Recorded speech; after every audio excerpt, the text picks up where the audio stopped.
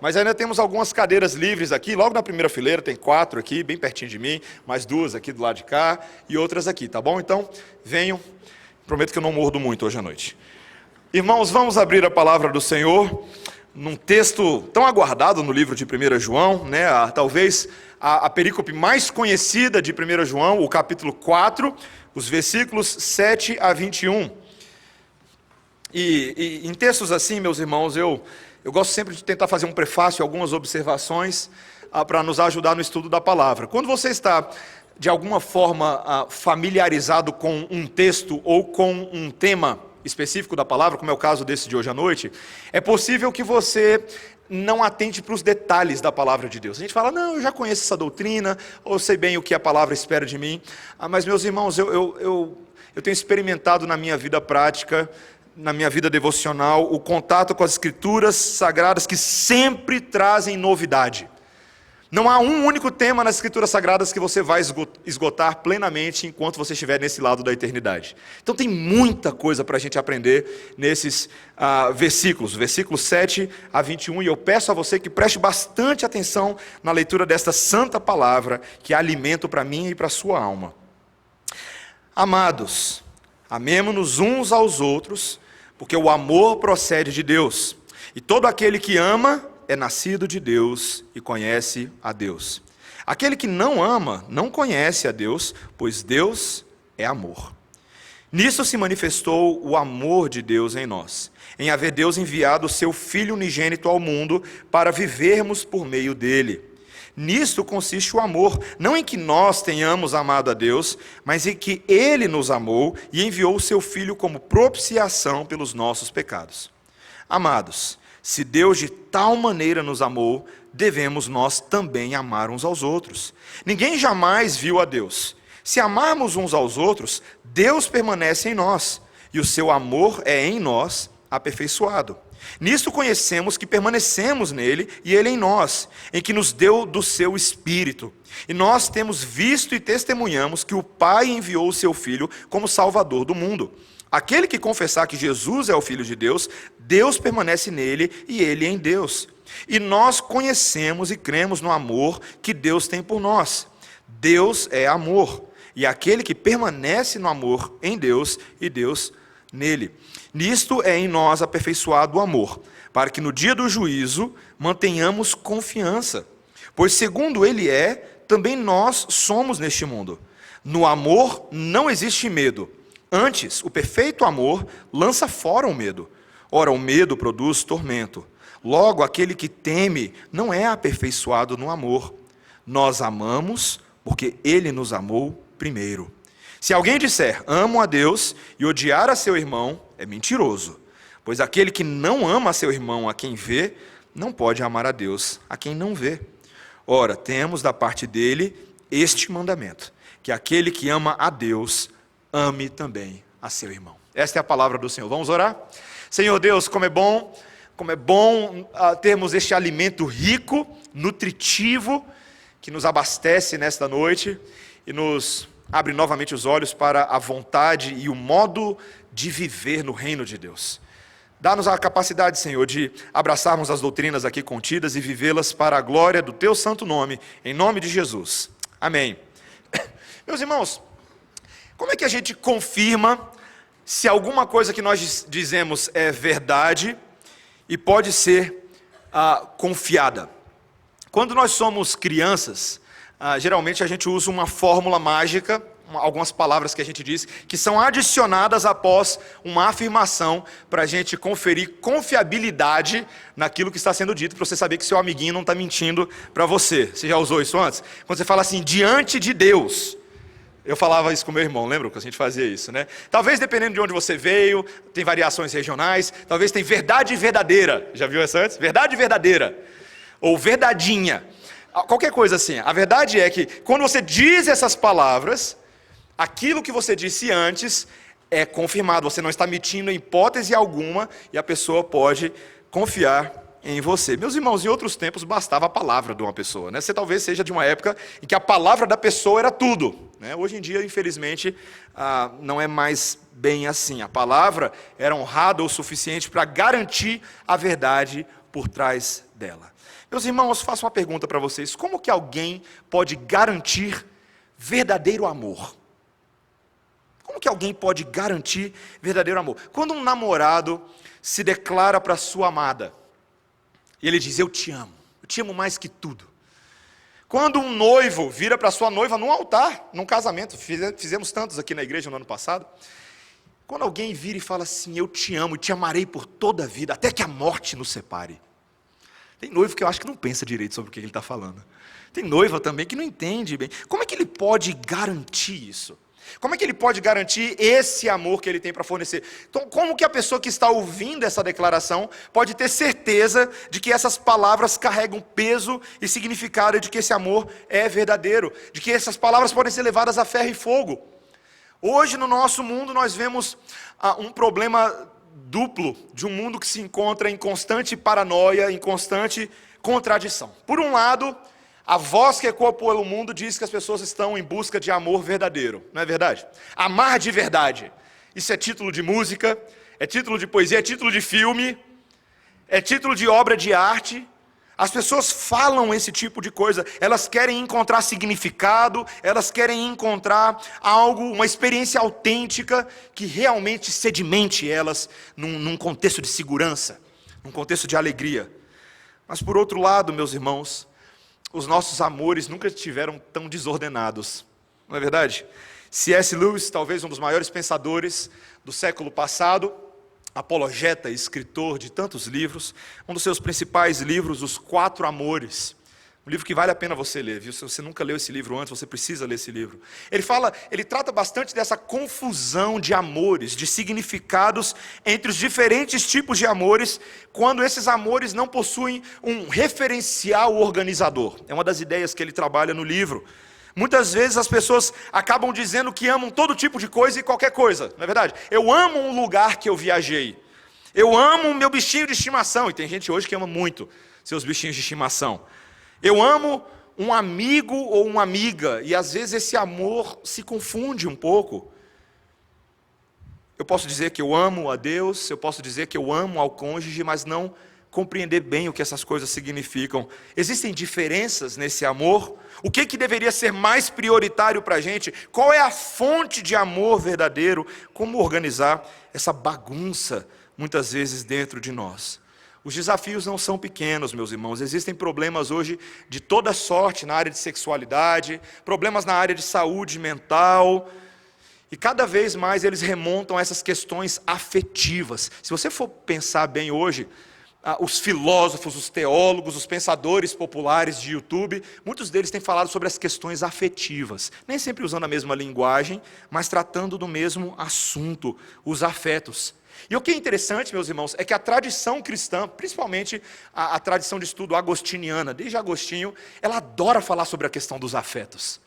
De fato, o homem natural, pecador, ele é um homem bagunçado nos seus afetos, mas Deus veio para organizar os nossos amores. Deus, ele é o amor maior, que é o eixo organizador dos nossos amores. E quando nós caminhamos com o Senhor, podemos experimentar na prática a transformação dos nossos amores e a priorização deles na nossa vida. O texto de hoje é sobre isso, meus irmãos. É um texto que vai nos revelar, em primeiro lugar, que o amor tem sua origem em Deus. Início, meio e fim, tudo em Deus. Em segundo lugar, que o amor com outros é a imitação do amor de Deus. E em terceiro lugar, esse amor é o único capaz de gerar certezas em nós inabaláveis, imutáveis, preservadas por toda a eternidade. Então vamos ver essas três áreas hoje à noite. Primeiro, esse amor que tem origem em Deus, início, meio e fim. Tá? Nós chegamos nessa sessão, meus irmãos, que apresenta a tese central do livro de João. Esse é provavelmente o capítulo mais central de todo o livro. O chamado imperativo a um amor mútuo. João está mandando todo mundo amar, e amar de verdade, amar para valer. E a causa disso, ele diz aí logo no versículo 7, é porque o amor procede de Deus. O amor tem em Deus a sua fonte verdadeira. Veja que isso não é só uma doutrina teórica para João, isso modifica a própria maneira como João conversa com essa igreja. Você percebeu como é que ele chamou eles aí no início do versículo 7? Amados, né? Às vezes você usa essa palavra amados aí só como jargão evangélico, né? Amado, ou minha amada. Mas João ele diz: amados, vocês são verdadeiramente amados da minha parte, porque esse João já era também amado da parte de Deus, e essa igreja era amada da parte de Deus. Ele entende que tudo começa em Deus. Ele diz: quem ama é nascido de Deus e conhece a Deus. Meus irmãos, conhecer a Deus e amar a Deus, conhecimento e amor, são duas realidades intimamente conectadas. Amar aqui, veja, não é um tipo de amor sentimental, afetivo, que descarta a necessidade de um conhecimento, de uma confissão real, fiel de quem é Cristo, ou de uma integridade ética, mas é um amor que completa a imagem de uma vida em comunhão com Deus. Quem conhece a Deus ama a Deus, e quem ama a Deus conhece a Deus. É uma relação assim o tempo inteiro. E o contrário disso é verdade também. Olha o versículo 8. Aquele que não ama, não conhece a Deus, pois Deus é amor. A pessoa que não conhece o amor de Deus, ela ainda está inalterada no seu ser, porque ela não conhece essa mensagem do amor, a mensagem do Evangelho. Veja, meus irmãos, muito se fala sobre amor hoje em dia. Mesmo os incrédulos falam sobre amor. E muitos podem até amar até um certo ponto, em alguma medida. Tá? A gente não vai dizer que todo amor que tem fora da igreja é um amor falso. Não é bem verdade isso. Mas a verdade, meus irmãos, é que eles não conhecem, quem não está em Deus não conhece a dimensão do amor de Deus. E o significado da presença de Deus na vida de uma pessoa, que muda absolutamente tudo. É como se fosse um amor sem a sua principal peça do quebra-cabeça, o próprio Deus.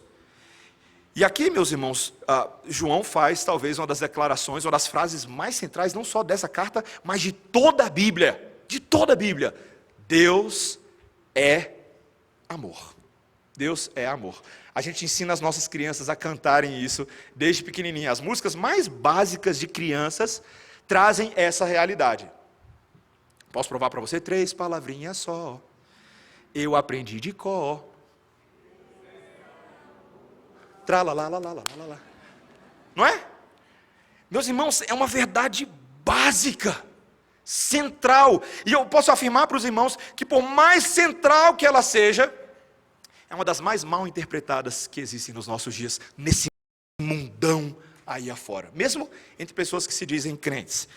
E eu quero tentar trazer um esclarecimento, alguns esclarecimentos para os irmãos essa noite, sobre o que significa dizer que Deus é amor. Primeira coisa, meus irmãos, é que João aqui não está dizendo que Deus é apenas amor. Tem muita gente que acha que amor é o único atributo de Deus, mas isso não é verdade. Esse Deus que é amor, ele tem outros atributos, como bondade, fidelidade, mansidão. É um Deus que é cheio de misericórdia, é um Deus que é santo, é um Deus que é justo, honesto. Ou seja, Deus tem todas essas características, e o amor, nesse sentido, é mais uma dessas características. Ainda que nós veremos que é uma característica que engloba várias das outras, mas Deus tem outros atributos, outras características. Meus irmãos, também João não está dizendo que o amor é Deus. De novo, a Bíblia diz: Deus é amor, não que o amor é Deus. Como se o amor em si fosse um Deus. Essa é a imagem, a ideia que muitas pessoas têm hoje em dia. E não tem suporte bíblico algum para a gente afirmar isso. O nosso mundo, com a sua visão superficial e um tanto utilitarista de amor, ele inverteu essa frase. E essas palavras invertidas agora contaminaram a nossa compreensão de amor, porque para o mundo, basicamente, o amor tem um fim em si próprio. E como o amor é um fim em si próprio, o objetivo de todo ser humano é fazer coisas que possam gerar a sensação de a gente ter esse amor, não é verdade? Se você fizer uma análise rápida das mídias sociais, das coisas que são estimuladas como práticas saudáveis de vidas, é tudo feito para você ter essa sensação de amor. Essa sensação, um quentinho no coração, como se você tivesse assim um micro-ondas ligado aqui o tempo inteiro com um pãozinho de queijo, dente gostoso lá. Você fica lá, ai que gostoso, que quentinho gostoso. Meus irmãos, esse é um amor quase que estritamente sentimental, e ele é centrado na ideia de eu me sentir bem. As coisas que são amáveis, as coisas que são preferíveis, são aquelas que se encaixam com o meu conjunto de preferências. Então aí as pessoas começam a falar coisas do tipo: nossa, eu amo assistir filme de ficção. Ou eu amo assistir comédia romântica. Eu amo viajar para a praia no Nordeste. Está vendo como é que ela usa a palavra amor? É simplesmente o campo de preferências dela, daquelas coisas que agradam ela. Mas o grande problema, meus irmãos, é que ela se colocou no centro desse amor. Esse amor só é legitimado, só é verdadeiro amor, enquanto ela estiver satisfeita. E o que começa a acontecer quando isso acontece? Ela começa a abrir mão de princípios morais, ela começa a abrir mão das coisas que são certas e das coisas que são erradas, ela passa a optar por elas, para que ela possa obter esse amor. Meus irmãos, é o amor das minorias. Estava conversando com um colega, e ele falou uma coisa tão interessante. Ele falou: Mateus, a democracia ela é meio esquizofrênica. Eu falei: o que você quer dizer com isso? Ele falou assim: porque é tão interessante, a gente acha que é possível, nesse mundo, toda minoria que se diz minoria, ela quer que a sociedade converja para o que ela diz que é correto. Tá? Então, nesse momento você tem uma guerra democrática. Ninguém percebe isso, mas uma hora esse negócio vai implodir. Estou avisando para vocês que esse negócio vai implodir uma hora. Porque é impossível você fazer absolutamente tudo que todas as pessoas individualmente querem fazer, sem que uma sociedade não se torne relativamente anárquica. E é isso que as pessoas fazem. Existe um amor democrático nos nossos dias, que na verdade não é amor, é o oposto de amor. O nome disso é egoísmo, é pecado e tem nome. Egoísmo, meus irmãos, tem cara de coisa boa, mas é egoísta. Eu falo com alguns dos casais que estão se casando, casais de noivos que estão se preparando, e eu vejo muitas vezes as escolhas que eles fazem para os casamentos, para as cerimônias deles. E muitas vezes a noiva, o noivo, a gente sabe que tem aquelas preferências do que ele gostaria que tivesse na cerimônia dele, as flores, a maneira como os padrinhos vão se vestir, certos elementos na cerimônia. Mas, meus irmãos, a gente infelizmente tem tornado muitas cerimônias hoje sobre os noivos e não sobre Deus. Se não for do jeito... Não estou citando ninguém, tá, gente? Fica tranquilo. Mas se não for do jeito da noiva, ela esperneia e bate, se estressa, e a coisa que ela menos aproveita no dia do casamento dela é o casamento dela. O noivo que faz briga, que briga com a família porque as coisas não saem do jeito dele, é amor centrado em cada um deles. Eles já estão entrando errados no casamento. Já estão dando os passos da forma torta. Meus irmãos, esse não é verdadeiro amor. Verdadeiro amor é como Deus, que é santo, que é justo, que é reto, que é perfeito. Se nós conhecemos verdadeiramente a Deus, então a retidão divina será o parâmetro do nosso amor para com o nosso próximo, não apenas uma coisa torta.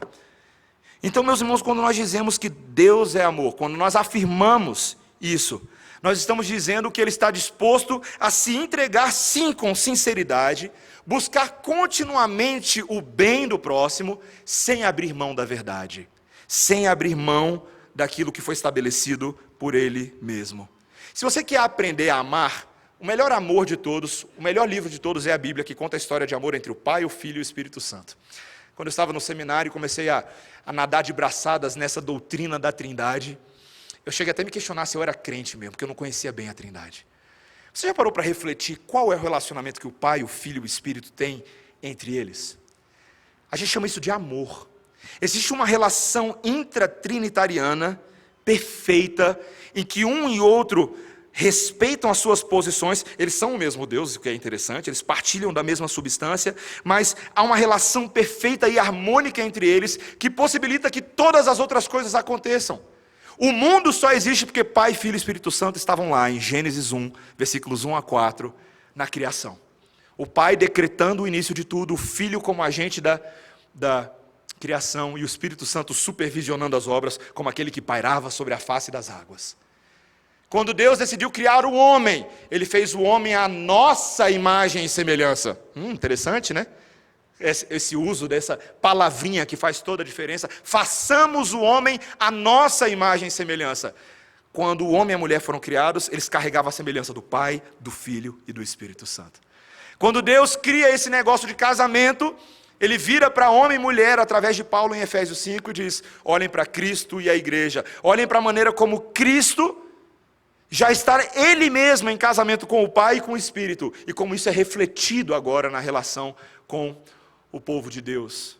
A vida inteirinha de Jesus, cada ação que ele fez, era por causa do casamento que ele tinha com o Pai e com o Espírito, e também a maneira como ele se casou conosco. A verdade sempre governou esse casamento.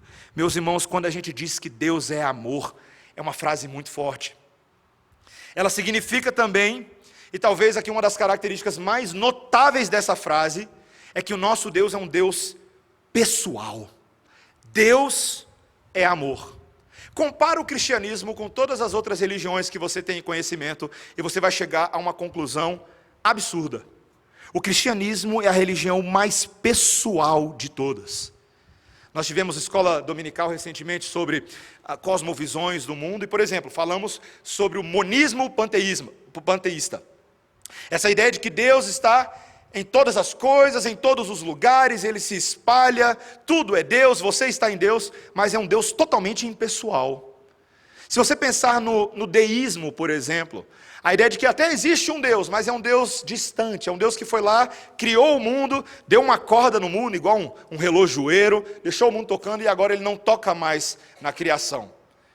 Existem muitas pessoas que são deístas aí, elas vivem como se Deus não existisse. Até talvez admite que existe um cara lá do alto, né, igual a Xuxa faz oração, tem um cara lá do alto, mas não faz nenhuma diferença na vida das pessoas. Aquelas pessoas que são materialistas, para elas, Deus é a matéria, e a matéria é Deus. Aquelas pessoas que são ateus, ateístas, não faz nenhuma diferença se Deus existe para eles. Mas a palavra de Deus nos dá uma demonstração de amor incomparável. Deus é pessoal. Até as religiões, meus irmãos, que afirmam de que existe um Deus que se relaciona com as pessoas, como por exemplo o islamismo, os muçulmanos, ainda assim o conceito de amor é uma coisa distante dentro do Islã. Uma coisa que o muçulmano não consegue contemplar é uma relação com Alá que é uma relação amorosa. Não. É uma relação de lei. É uma relação apenas de faça isso, faça aquilo, mas não uma relação de misericórdia, não uma relação de salvação, não é uma relação de bondade. É totalmente diferente da verdadeira mensagem do Evangelho. Olha o versículo 9. Nisto se manifestou o amor de Deus em nós, em haver Deus enviado o seu Filho unigênito ao mundo para vivermos por meio dele. Nisto consiste o amor, não em que nós tenhamos amado a Deus, mas em que Ele nos amou e enviou o seu Filho como propiciação pelos nossos pecados. Essa é a história do amor. Essa é a grande história de amor, meus irmãos.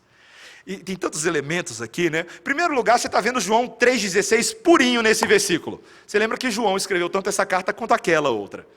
Isso aqui é João 3,16. Deus amou o mundo de tal maneira que deu o seu Filho unigênito para que todo aquele que nele crê não morra, mas tenha vida eterna. Meus irmãos, essa mensagem maravilhosa, que aqui João chama de propiciação pelos nossos pecados. Aquilo que Cristo fez por nós quando Ele veio a esse mundo, foi entregar a sua vida para satisfazer uma demanda. Havia um débito da minha e da sua parte contra Deus. Nós somos pecadores por natureza, estávamos eternamente afastados do Senhor e só nos restava a ira de Deus. Jesus veio para resolver tudo isso. Com a vida dele, com a morte dele na cruz, com a sua ressurreição, nós agora conhecemos um outro lado dessa história. Cristo satisfez a dívida, o débito que era contra nós, e satisfez adequadamente aquela ira de Deus que era sobre nós. Ele levou sobre ele a ira de Deus, e nós agora recebemos amor, misericórdia. Charles Spurgeon, um dos maiores pregadores de todos os tempos, disse o seguinte: Deus, por meio de Cristo, logo afastou a sua ira, para que agora nunca mais de nós se afaste o amor de Deus. Não é lindo isso? A ira de Deus foi afastada e o que ficou? Amor. Amor de verdade. O que é interessante aqui também, meus irmãos, em segundo lugar, é o elemento da iniciativa divina. Não fomos nós que amamos Deus primeiro. Foi Ele quem tomou, veja só, Ele quem tomou a iniciativa de nos criar, Ele que tomou a iniciativa de nos amar. E não foi assim por necessidade, tá? Como alguém poderia pensar, né, eu já ouvi isso antes, tá? Você já ouviu também. Deus estava lá sozinho, com aquela eternidade toda, aí a gente fica pensando assim, uma coisa meio etérea, né? Estava lá Deus sozinho, sentindo só um só, então eu vou fazer assim, eu vou criar os seres humanos, porque eu estou aqui me sentindo muito só, eu preciso ser amado, preciso de colinho. Meus irmãos, Deus não precisa de colinho, tá? Deus é Deus, Ele é autossuficiente na sua grandeza, é o que a Bíblia diz a seu respeito. Mas ainda assim Ele decidiu por amor nos criar, porque isso aos olhos de Deus era algo bom e maravilhoso. Meus irmãos, eu não sei vocês, mas eu amo o fato de que Deus me criou. Eu gosto de existir. E mais do que gostar de existir, eu gosto de existir e conhecer a Deus. É uma alegria. Foi uma espontânea e livre decisão. E não foi só que Deus nos amou quando nos criou. Meus irmãos, Deus nos deu a liberdade de servi-lo da forma como nós achávamos que poderíamos fazer. Ele nos disse o que Ele queria, mas a gente foi lá e pecou contra Ele. A gente se rebelou contra Deus em Adão. E sabe o que Deus fez? Deus nos amou de novo. Você consegue pensar nisso? Você pecou contra Deus. E Deus foi lá e prometeu que nos salvaria. Esse amor que foi construído, essa soberana iniciativa, é o que nos sustenta hoje. E por isso que o versículo 19 diz: nós o amamos porque Ele nos amou primeiro. Essa é a verdade. Você não estaria aqui hoje se Deus não tivesse te amado primeiro. Não foi escolha do seu livre-arbítrio, me permita te dizer, porque o nosso livre-arbítrio nesse momento não serve para porcaria nenhuma. Só serve para inclinar a gente para aquilo que é mal e perverso. Ninguém ama a Deus naturalmente, é o que a Bíblia diz. Salmo 52, Romanos capítulo 3, versículos 9 a 20, Salmo 14 e tantos outros textos. A gente faz aquilo que é mal. O nosso livre-arbítrio é para a maldade. Deus veio a despeito daquilo que você achava que era bom e te amou. Meus irmãos, como isso é maravilhoso. E Ele nos amou de uma forma irresistível, uma graça esmagadora, meus irmãos, um louco e insano amor aos olhos dos homens, mas para Deus amor verdadeiro. Um autor que eu gosto muito, Robert Horne, um escritor britânico, líder de um movimento estudantil cristão, ele disse o seguinte: o amor de Deus é sempre sobrenatural, Ele é sempre um milagre e é sempre a última coisa que nós merecemos. Você não merece esse amor. Meus irmãos, Ele amou você. Eu estou falando de você. Sabe quem é você? Você sabe qual que é a opinião que as pessoas têm de você? Eu não tenho uma opinião formada sobre todos vocês. Mas nem sempre as pessoas pensam coisas boas a nosso respeito. Nós que nos conhecemos, não pensamos coisas boas a nosso respeito. E Deus que verdadeiramente nos conhece, Ele não tem naturalmente boas opiniões a nosso respeito. E ainda assim Ele nos amou.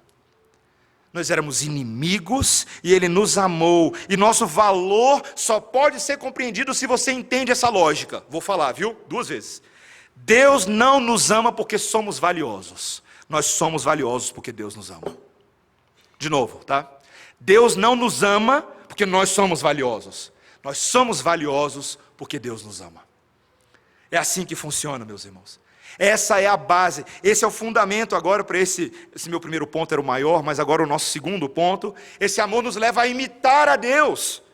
Veja que agora toda a história desse imenso amor de Deus é a pintura do que Ele espera de nós. Olha o versículo 11. Amados, se Deus de tal maneira nos amou, devemos nós também amar uns aos outros. Está vendo? É uma lógica simples. Se Deus nos amou assim, então certamente nós devemos nos amar uns aos outros. Veja, não há uma opção alternativa. Não há aqui um meio termo, não tem uma entrega parcial. O Evangelho obriga os salvos a imitarem o seu Salvador. Os cristãos agora amam, não porque todas as pessoas que estão na nossa frente são naturalmente amáveis, porque elas não são, e você sabe bem do que eu estou falando. Elas não são. Mas porque o amor de Deus nos transformou em pessoas capazes de amar. Nós passamos por uma metamorfose. Já viu a metamorfose de uma lagarta em uma borboleta? É uma mudança radical e completa que, no final, o resultado é cheio de beleza e vida. Eu fui num borboletário agora, recentemente. Nunca tinha ido num borboletário na minha vida. Meus irmãos, é um ambiente maravilhoso. É lindo de ver. São cores esvoaçantes, literalmente voando para todo lado. Mas ao mesmo tempo, enquanto você está andando pelo borboletário, você vai vendo os casulinhos e algumas delas saindo. É um verdadeiro milagre. Meus irmãos, o que Deus fez em nós, e não me entenda errado, foi nos transformar em borboletas para a glória de Deus. Nós éramos maus, odiáveis, pessoas que só detestavam. A gente era igual Caim. A gente era igual o espírito daqueles filisteus. A gente era igual os persas que odiaram o povo de Deus. Nós éramos iguais àqueles reis e imperadores que por natureza só faziam o que era mal, mas Deus nos transformou e nos fez capazes de amar. Isso agora deve fazer parte da nossa nova natureza. Um comentarista nesse texto colocou bem assim: o amor de Deus é a fonte de todo amor humano e se espalha como fogo.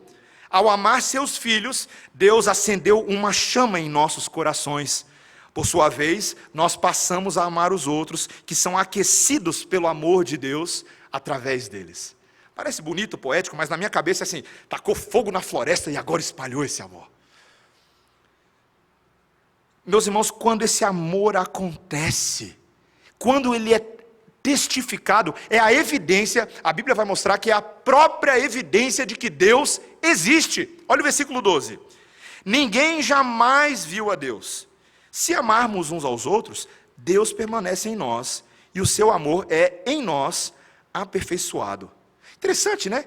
Ninguém jamais viu a Deus. Veja, João aqui não está dizendo, meus irmãos, que no Antigo Testamento não tiveram pessoas que tiveram revelações parciais de Deus, teofanias, manifestações visíveis da glória de Deus, e nem que as pessoas não viram Jesus, que é a manifestação do próprio Deus, tá? João mesmo caminhou com Jesus, ele foi uma testemunha ocular. A questão que ele está falando é que nesse momento Deus está invisível aos nossos olhos. Você está vendo Deus agora? Não, né? Você não está vendo Deus. Então como é que você sabe que Ele está aqui? Boa pergunta, né? Como é que você sabe que Deus está em nós? A resposta que Ele está dando é pela manifestação sobrenatural e visível do amor de Deus nos relacionamentos. Essa é a evidência. Eu lembro quando eu estava na escola, eu adorava fazer algumas experiências químicas. E o grande barato de experiência química em laboratório é que você está fazendo ali uma série de coisas que você não sabe exatamente o que está acontecendo, mas de repente aquelas operações químicas invisíveis trazem resultados na luz, não é verdade? Acontece uma explosão, alguma coisa muda de cor, ou seu rosto fica meio preto e a roupa chamuscada, alguma coisa assim. Meus irmãos, o amor de Deus é assim. Ele opera de forma invisível, mas ele explode de maneira bem visível. É assim. Por isso, meus irmãos, que agora o que ele vai falar nos versículos 20 e 21 é tão verdade. Olha o que ele vai dizer. Se alguém disser, amo a Deus, e odiar a seu irmão, é mentiroso. Pois aquele que não ama a seu irmão a quem vê, não pode amar a Deus a quem não vê. Ora, temos da parte dele este mandamento, que aquele que ama a Deus, ame também a seu irmão. Está vendo? Você não vê Deus e diz que ama a Deus. Você vê o seu irmão e não ama o seu irmão. Alguma coisa está errada. Alguma coisa está profundamente errada com essa relação. O ódio que estava caracterizando parte dessa igreja, e que infelizmente tem caracterizado muitas igrejas na Bíblia e fora da Bíblia, nos nossos dias também, ele faz das pessoas mentirosas. Ele faz com o ódio entre os crentes, meus irmãos, é aquilo que faz com que o mundo olhe para a gente e fale, bando de hipócrita vocês. Sabe, eu não quero entrar aqui, meus irmãos, numa discussão política, numa discussão sociológica, não é o espaço desse púlpito, mas eu preciso dizer uma coisa.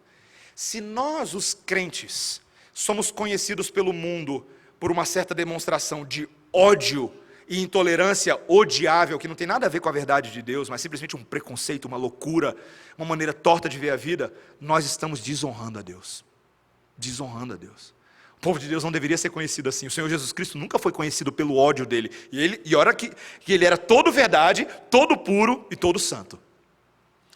Meus irmãos, quem não ama seu irmão, não pode amar a Deus. Tem alguma coisa errada com a declaração. O amor verdadeiro de Deus nos leva a amar os nossos irmãos. E é assim que a gente testa se existe verdadeira fé e verdadeiro amor entre nós. Sabe, meus irmãos, é muito fácil nós dizer que nós amamos a Deus, quando esse amor não custa nada para a gente com relação aos nossos irmãos, não é verdade? Quando na nossa vida, com os nossos irmãos, não passa de certos compromissos formais, uma religiosidade fria, apenas comparecer semanalmente aos cultos, sem dar oi para ninguém, sem falar com ninguém. Tem gente que faz isso, né? Adora vir assistir culto, não prestar culto. E aí, não quer se envolver com ninguém, não. Eu ouvi recentemente até a seguinte história: já passei por muito problema em igreja, pastor. Eu sento e fico olhando. Você não está sendo igreja ao fazer isso. É impossível ser igreja se você senta e fica olhando. Porque você não está ali só para assistir um filme. Meus irmãos, o verdadeiro teste do nosso amor é como a gente trata as pessoas que estão bem na nossa cara. Os irmãos que estão conosco todas as semanas, todos os dias. Nossos familiares, nossos companheiros de fé.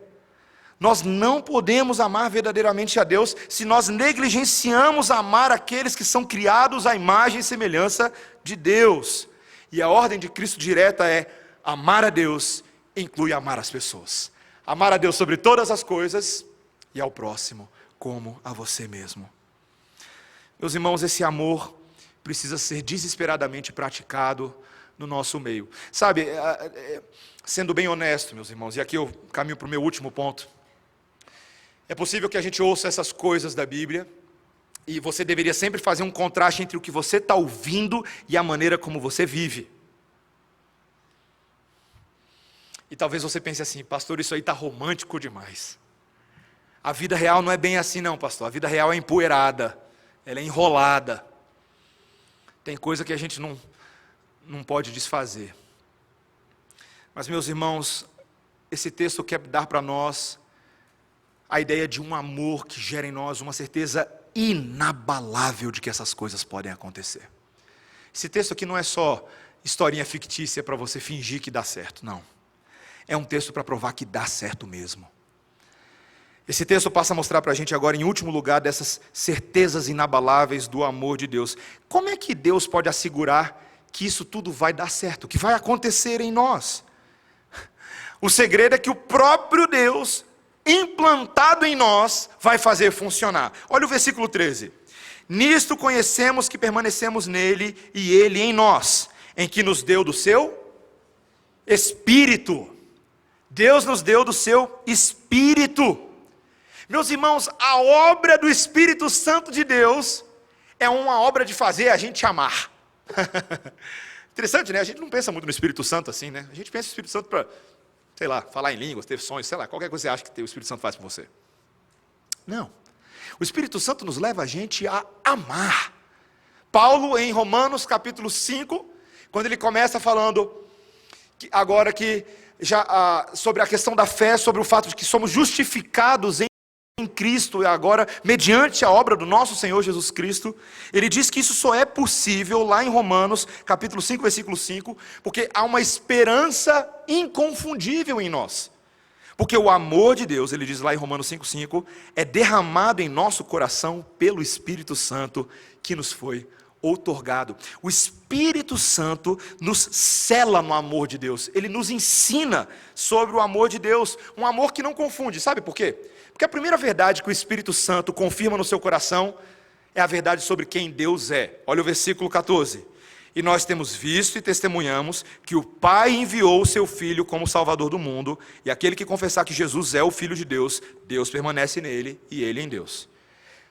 O Espírito Santo ajuda a afastar os erros que essa igreja estava vivendo, essa confusão, se Jesus encarnou, se Jesus não encarnou, se ele foi homem de verdade, se Deus podia ser homem. O Espírito Santo fala: sim, Jesus é o Filho de Deus, essa é uma verdade inconfundível. Meus irmãos, um pequeno parênteses para você e para mim, tá?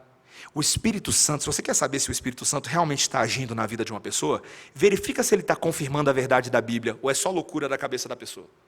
Tá? Quando você receber, é porque eu estou cansado de resolver isso, quando você receber aquela mensagem de um irmão durante a semana que fala assim: o Espírito Santo me falou, pisa no freio, tá? Vai ver se o que o Espírito Santo está falando lá está na palavra de Deus. Tem tanta loucura por aí. O Espírito Santo é o Espírito da verdade. Ele veio para confirmar a obra de Jesus e não a loucura da cabeça das pessoas. É o que a gente viu no sermão da semana passada, tá? Mas veja que agora esse Espírito é o cimento de Deus para estabelecer a gente na verdade de Deus. Quem tem o Espírito Santo de Deus vai permanecer cimentado em Deus. É o que ele diz no versículo 16. E nós conhecemos e cremos no amor que Deus tem por nós. Deus é amor, e aquele que permanece no amor, permanece em Deus, e Deus nele. Meus irmãos, é uma maravilhosa promessa de Deus que está alcançando aqui a gente. Esse amor de Deus, esse Espírito Santo, vem confirmando algo que Deus vinha falando desde os dias iniciais. Esse amor que Ele tinha por Israel, é o amor que nos alcançou. Deus é um Deus de aliança. Deus é um Deus de pacto. Já ouviu isso antes? O que é essa aliança de Deus, esse pacto de Deus? Consiste nisso aqui, meus irmãos. Consiste num amor permanente e que jamais vai largar do nosso pé. O Antigo Testamento está tão cheio disso. O famoso Salmo 136, versículo 1. Rendei graças ao Senhor, porque Ele é bom e porque a sua misericórdia dura para sempre. Sabe o que significa a palavra misericórdia ali? É uma palavra muito difícil de traduzir para o português. A gente traduziu como misericórdia, mas literalmente o hebraico hesed ali seria algo do tipo o amor pactual, longânimo e permanente de Deus. O amor pactual, longânimo e permanente de Deus. Pactual porque Deus faz um pacto e não desiste desse pacto. Longânimo porque Deus é paciente contigo, meu irmão e minha irmã. Ele estica esse amor até a enésima geração daqueles que o amam e o obedecem. E esse é um amor, meus irmãos, extremamente bondoso e cheio de misericórdia. É um amor, meus irmãos, esse é o cimento da minha alma e da sua alma.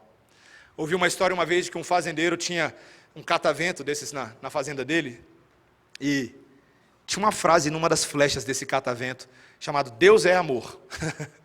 Aí uma pessoa passou, viu a frase no catavento, e achou aquilo estranho, né? Falou assim, o que você quer dizer com essa frase? Você quer dizer então que o amor de Deus é como uma flecha que fica girando ao vento e ele muda o tempo inteiro? É um amor que o tempo inteiro muda? E o fazendeiro virou para ele e falou, não. Quer dizer que qualquer que seja a direção que o vento sopre, o amor de Deus é imutável. Qualquer que seja a direção que o vento sopre, o amor de Deus ainda é amor. Meus irmãos, a gente só está aqui hoje fazendo o que a gente está fazendo porque Deus nos ama. Nós só estamos vivendo todos os dias para a glória de Deus porque Deus nos ama. E nós só vamos para o céu porque Deus nos ama. A sua própria habilidade de viver para Jesus não te leva para o céu, mas o amor de Deus te leva para o céu. Essa é a garantia. Olha o versículo de número 17. Nisto e é em nós aperfeiçoado o amor, para que no dia do juízo mantenhamos confiança, pois segundo Ele é, também nós somos neste mundo. No dia do juízo, você pode ter confiança de que você vai entrar no céu. Como? Porque o amor de Deus permanece em nós. Quando eu estava no seminário estudando o capítulo da Confissão de Fé de Westminster sobre a certeza do amor de Deus, para mim o melhor capítulo da confissão. E ele fala sobre isso, ele fala, meus irmãos, ainda que nesse mundo os crentes sejam abalados por toda sorte de aflições, de adversidades, coisas que estremecem o seu amor por Deus, coisas que fazem você questionar se você é salvo, você será salvo, porque não depende de você, depende do amor de Deus. É assim que funciona. Vai além de você, não depende das obras das suas mãos, depende tão somente do decreto que diz, é meu e ninguém tasca a mão. É assim que Deus nos ama. Meus irmãos, é esse o amor que não sela a gente só para o céu, não. E eu fecho com esse último versículo, tá? Fecha a gente para o dia a dia, sela a gente para o dia a dia. Olha o versículo 18. No amor não existe medo, antes o perfeito amor lança fora o medo. Ora, o medo produz tormento, logo aquele que teme não é aperfeiçoado no amor. Você percebe? Amor e medo são colocados como contrapostos aqui nessa equação. A gente vai substituir essas palavras para você entender. Amor aqui nós vamos chamar de confiança. E medo, desconfiança. Aquele que desconfia de Deus, não confia em Deus. Não é verdade? Não é equação simples? O medo, meus irmãos, é aquele tipo de coisa que elimina a nossa fé e a confiança de que o amor de Deus nos cela para a eternidade. E nos garante no dia a dia. Tem muita gente hoje que vive com medo. Sabe quais são os nomes dos medos hoje? Vamos lá. Ansiedade, depressão, crises de pânico, fobias e toda sorte de aflição da alma que os psicólogos sabem nome aí que eu nem sei. Os medos, meus irmãos, o século 21 é caracterizado pelo novo mal, não é mais o câncer, é o medo, é a ansiedade, a angústia da alma. Gente que tem tudo, mas não tem certeza de nada. Já reparou?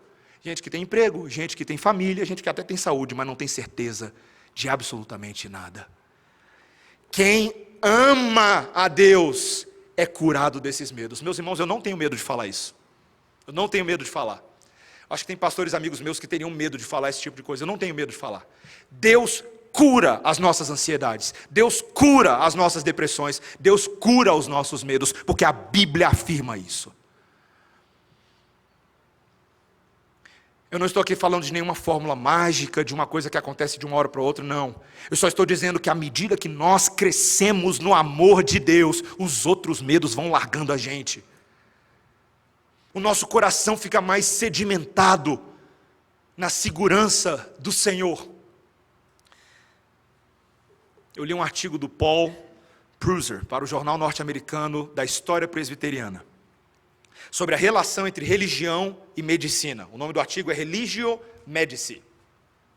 E ele fala nesse artigo sobre um doutor Carl Menninger, um médico cristão norte-americano, psiquiatra, que estava estudando a causa de muitos males dos seus pacientes no instituto que ele possuía. Ele tinha uma clínica, muita gente era internada naquela clínica e ele se dedicava a entender os problemas que as pessoas estavam passando. Uma clínica ali no estado do Kansas, nos Estados Unidos. E um dia, esse médico teve um insight da parte de Deus, parte da palavra. Ele chamou toda a equipe clínica dele e ele elaborou um plano para desenvolver uma espécie de terapia de amor criativo. E a ideia era muito simples. A partir daquele momento, toda a equipe clínica estaria dedicada a demonstrar amor pelos pacientes. Amor concreto. E o desenho foi bem interessante. Eles iam fazer estudos bíblicos sobre o amor, decorar versículos com os pacientes, falar palavras de encorajamento. Eles iam fazer com que todos os médicos e enfermeiros dobrassem os seus esforços para demonstrar uma atitude de amor, de cuidado pelas almas, pela saúde daquelas pessoas. Meus irmãos, os dados são impressionantes do que aconteceu ali. Um deles diz que em menos de 6 meses, o tempo gasto pelos pacientes na instituição foi reduzido pela metade. Vários dos pacientes que estavam na clínica 6 meses antes, com sérias alegações de doenças mentais, ao término de 6 meses diziam que já não tinham absolutamente mais nada. E detalhe, nesse momento ele não estava necessariamente apelando para medicações, para coisas desse tipo, ainda que elas possam ser utilizadas. Mas foi o amor de Deus, pela palavra de Deus e na vida daquelas pessoas de Deus que transformou os outros. Meus irmãos, isso pode ser bem palpável. Quando nós vemos uma igreja que verdadeiramente se ama e cuida uns dos outros, esse amor transborda nas nossas vidas, ele nos cura dos nossos males e ansiedades. Eu teria tantas histórias para contar para os irmãos, eu não vou ficar contando história, mas lembro-me de uma moça que me disse claramente, que o marido dela ia viajar por um tempo a serviço, e ela ia ficar sozinha na cidade, e ela estava já se sentindo só, e ela foi incentivada pelo pastor dela a se envolver na igreja. Envolva-se com seus irmãos. E ela foi e abriu com os irmãos, que o marido estava viajando, e os irmãos decidiram amá-la e cuidar dela. E durante todo o período que ela esteve fora, ela conheceu um amor que ela ainda não conhecia do povo de Deus. Ela se casou com a igreja, com seus irmãos. E eles fizeram exatamente aquilo que eles têm que fazer, suprir as demandas da nossa alma. Você já teve essa experiência de ter o seu coração suprido pelo amor dos seus irmãos? Eu já tive. Tive momentos na minha vida assim que são indizíveis. Saber que Deus me ama por causa daquilo que Ele faz por meio de quem não odeia, mas quem decide amar, como Jesus ama. Meus irmãos, esse é o chamado para mim e para você. Você está pronto para esse chamado? Você tem cumprido esse chamado na sua vida? Amar de verdade, de verdadinha, diante de Deus, verdade verdadeira, e não só de palavras, mas se colocar naquela posição semelhante à que Cristo fez por nós. Eventualmente você vai ter que carregar um bando de fardo que nem seu é, assim como Jesus carregou o seu fardo que nem dele era. É assim que é amor. Não tem outra forma, tem que se sujar, tem que entrar na lama. Quando alguém está se afogando, você não pode gritar do alto do helicóptero: oh, nada para a direita, nada para a esquerda. Não é assim. Você tem que pular na água, tem que amarrar corda em você e nela. Amor é assim, meus irmãos. Nós todos estávamos nos afogando e o Senhor Jesus Cristo entrou nas nossas águas e nos livrou.